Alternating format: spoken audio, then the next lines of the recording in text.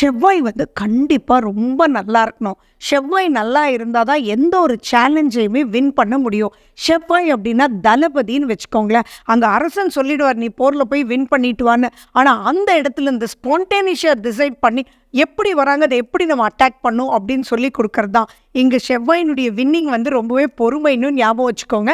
And செவ்வாய் அப்படின்றதுக்கு ரொம்ப முக்கியமா துவரம் பருப்புன்றத ஞாபகம் வச்சுக்கணும். அதுக்கு வேண்டியது காப்பர்லான ஏதோ ஒரு தட்டு, ஒரு கிண்ணம் எது வேணாலும் எடுத்துக்கோங்க. ஸோ நீங்க வந்து மஞ்ச கலர்ல இருக்க பூ எது வேணாலும் நீங்க எடுத்துக்கலாம். அதை எடுத்துக்கிட்டு நீங்க துவரம் பருப்பு அந்த காப்பர் தட்டுல போட்டுட்டு, அதுக்கு மேல நெய்யில் ஊத்தி ஒரு விளக்கேத்திக்கோங்க. அந்த விளக்கு எந்த உலோகத்துல வேணாலும் இருக்கலாம். ஆனா பீங்கான் வேண்டாம். இட் மஸ்ட் பி மண் விளக்கு இல்ல வெள்ளி விளக்கு. அதுக்கப்புறம் தங்க விளக்கு. அவங்கவங்களுடைய இஷ்டம். தங்கத்தெல்லாம் தேடி போகணும், வாங்கணுன்ற அவசியங்கள் இல்ல.